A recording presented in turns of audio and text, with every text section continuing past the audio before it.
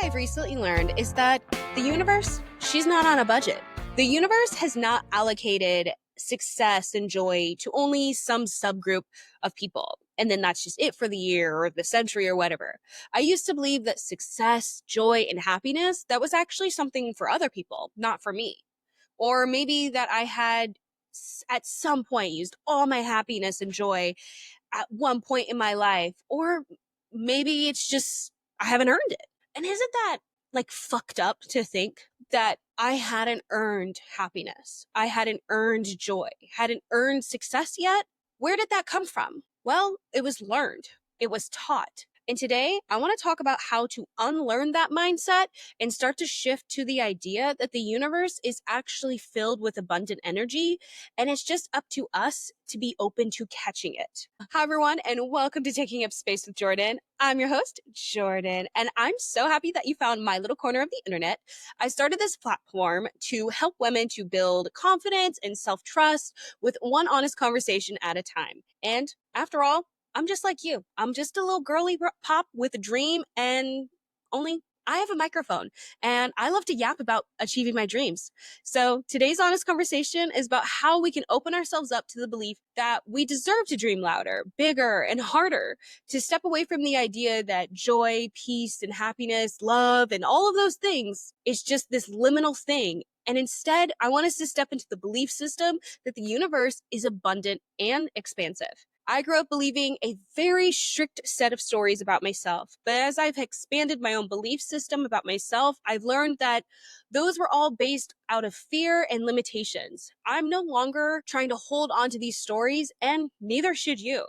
This episode is about imagining more joy, more possibility, and most importantly, more you. So if you are ready to start expanding your mind and stepping into the unknown belief, there could be more for me, then let's go ahead and get started. I talk a lot in this podcast about limiting beliefs. Specifically, I feel like I've been talking a lot about them in the month of July and maybe a little bit of June. And so I have a number of episodes on them is basically what I'm saying. So if you want to check them out, I'll link them in the show notes down below. And if you're watching on YouTube, I think I can link them like right here in this area. But they'll be somewhere around here if you're looking for them. If you're unfamiliar with what limiting beliefs are, I would recommend checking those out before continuing on to this episode, because they're going to give you a little bit more solid foundation for today's conversation. So for today, I want us to just zoom out and think for a second. There's so many factors and forces, especially for women, that teach us to settle, to dim, to self-sacrifice. This is not new information, especially if you've been listening to this before. And a lot of the times, they're not just personal doubts. There are things that are like cultural, generational, and there's systemic stories that are passed down almost like family heirlooms. We've all seen them. We've seen the mom who quietly serves everyone else first and then eats last, or waits until, we're getting close to putting the leftovers away. We always see the woman who downplays her accomplishments in meetings so she doesn't seem too confident. The girl who learns early that speaking too loudly, wanting too much, or shining too brightly might actually make her less likable. And slowly, we begin to absorb all of this. We start to believe that success is limited, that love is earned only after we've exhausted ourselves, proving that we deserve it. And somewhere along the way, we forget that we were born worthy. I made myself small for so many people in my life. I stayed quiet when I should have spoken up. I put other people's comfort above my own peace. I said yes when I was screaming no. And there isn't just one moment that I can point to. There are dozens, hundreds even. And I know that you have your moments too. It's sneaky, this shrinking feeling. Sometimes it's in the way we over-explain. Sometimes it's in the way that we avoid celebrating ourselves. Have you ever heard a woman say, "Oh no, I don't really want to celebrate my promotion. It's fine. I worked really hard, and I'm happy that they saw the potential in me." How many times have you heard that? Or, "We don't have to do anything special for my birthday." No. Sometimes it can even look like we bury our dreams under the mat of maybe one day. But let's be clear. This idea that we have to earn joy, that we have to go through enough suffering to be blessed, that's the first lie that we have to unlearn. The universe isn't waiting for you to be a martyr to send love your way.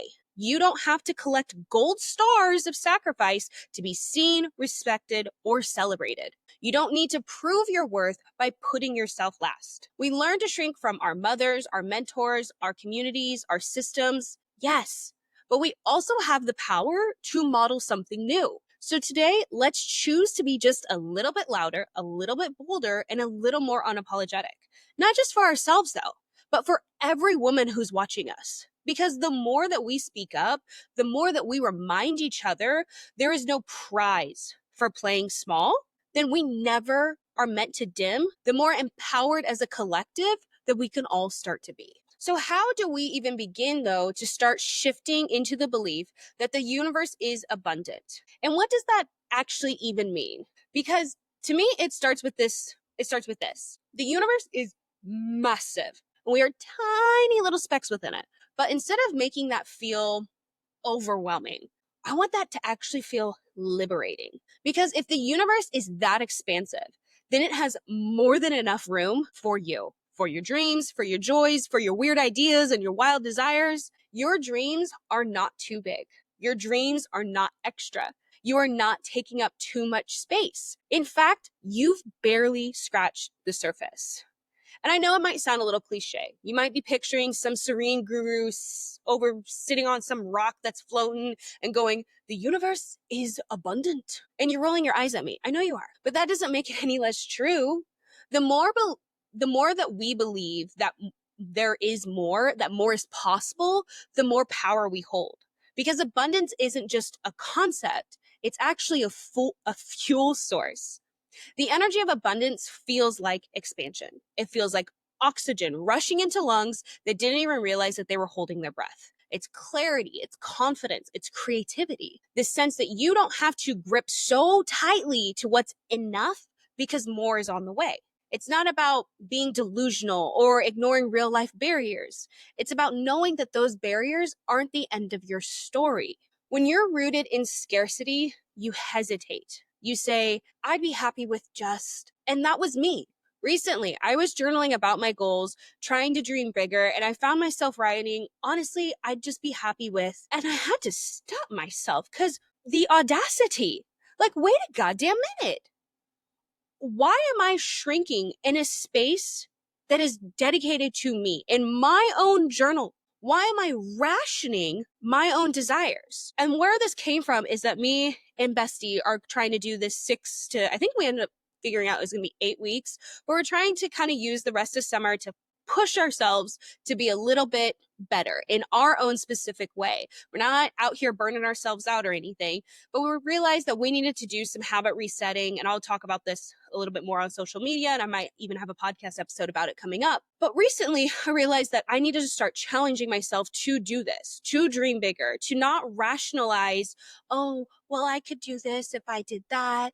And I just would be happy if little old me could just, are you kidding me? That was my thoughts in my own personal space. Wasn't even speaking to anybody.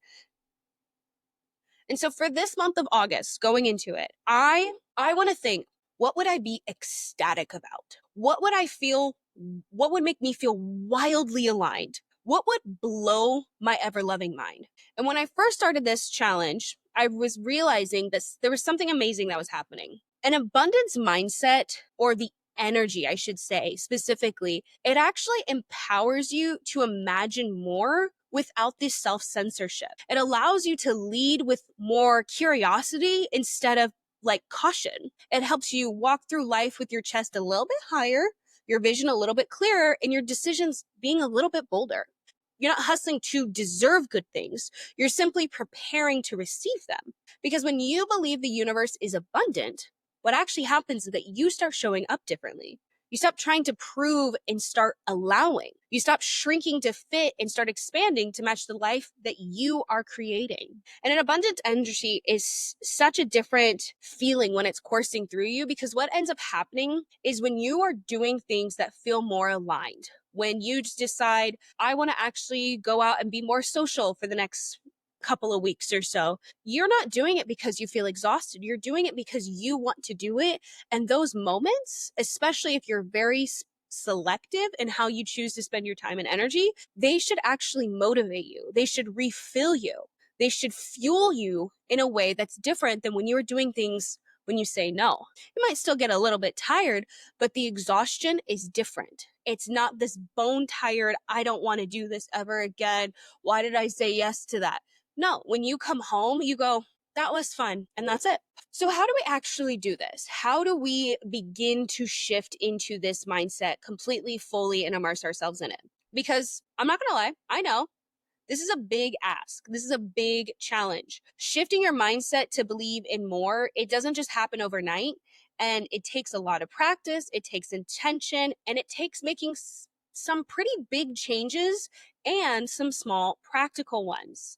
And I also want to be so clear, you should never sit down and decide one day that you are going to overhaul your whole entire life, because that is most likely not going to be sustainable for you. When you decide that you're going to go work out 5 days a week, and it's going to be 3 days of running a 5K, and you're going to have weightlifting the other 2 days, you're going to be exhausted because you don't have the habits set in place to set you up for success. So when I say practical, what I mean is personal. What's accessible to me may look totally different than what is accessible to you and what is practical to you, because we're all in different seasons. We're all carrying different responsibilities with different capacities. So as I go through my list, I want you to think about what could actually work for you. And if something inspires you, great. I love that. But don't feel like you need to copy me, because I'm in it with you guys. I am trying to figure it out just like you. It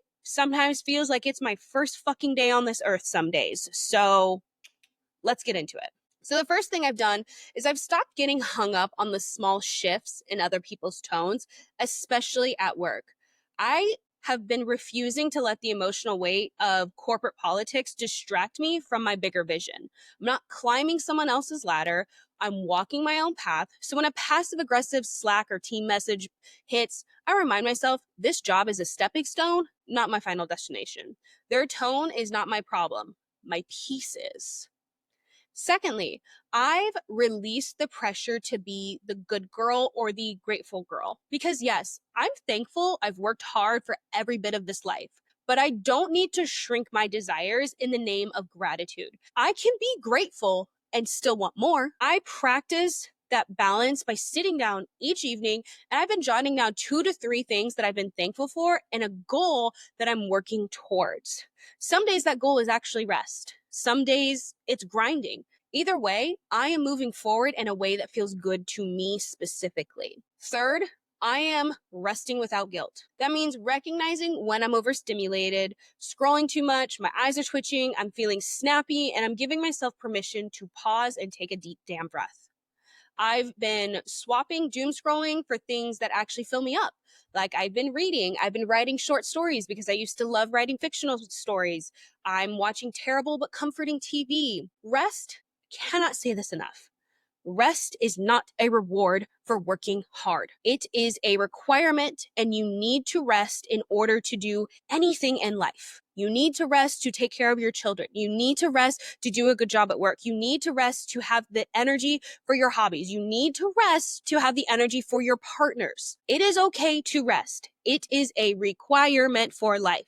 Say it once, say it twice, say it thrice. Please rest if you need to rest. Fourthly, is that how you say that? Anyways, I've started making decisions from my future self, not my fearful one, my future self. Because when I am in scarcity mode, every decision feels like it's about survival. But when I root into this abundance energy and this abundance mindset, what I actually end up doing is asking myself, what would the version of me who already believes she's worthy choose? Would she take the leap? Would she say yes to that opportunity? Would she invest in herself? Would she wear the bold outfit, even if nobody else gets it?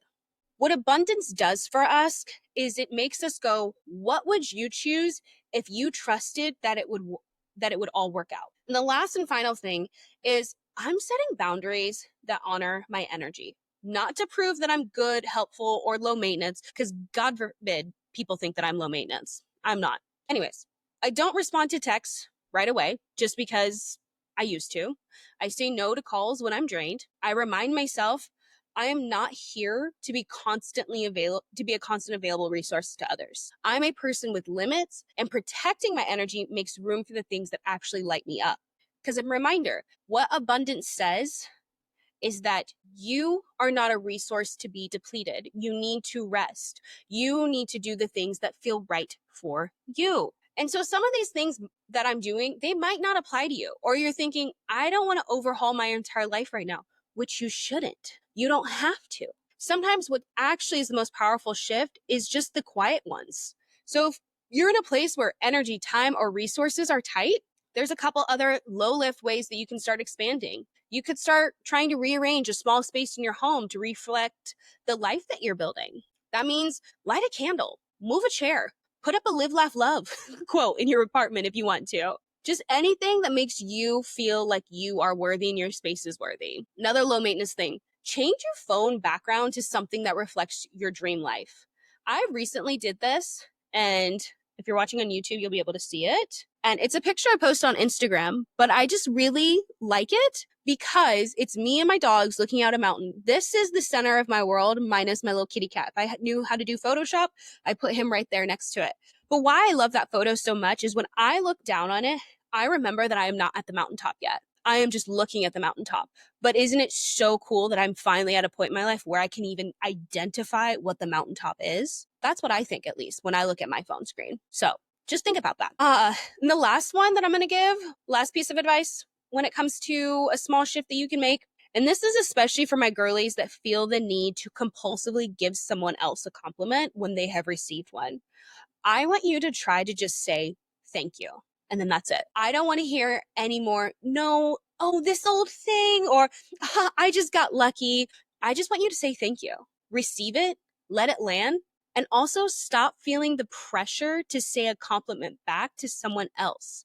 I want you to sit in that vulnerable spot of being complimented. It's uncomfortable, but work on getting used to holding the spotlight rather than trying to immediately give it away to someone else. And I actually just thought of another one that has been a fun way, especially if you're someone who has to like ride the bus, if you have a lot of downtime at work, but writing a more list. What are some areas where you would like more of? And what I mean by this is basically writing down just one thing that you want more of. So like more peace, more connection, more time to write. I just want you to write it down. I want you to name it, and I want you to invite it in and just let it be seen. Even if it's just with you, at least you're saying what you want more of, and you're getting into the habit of practicing asking for something, even if it's just for yourself. These aren't supposed to be groundbreaking changes, but they are energetic changes.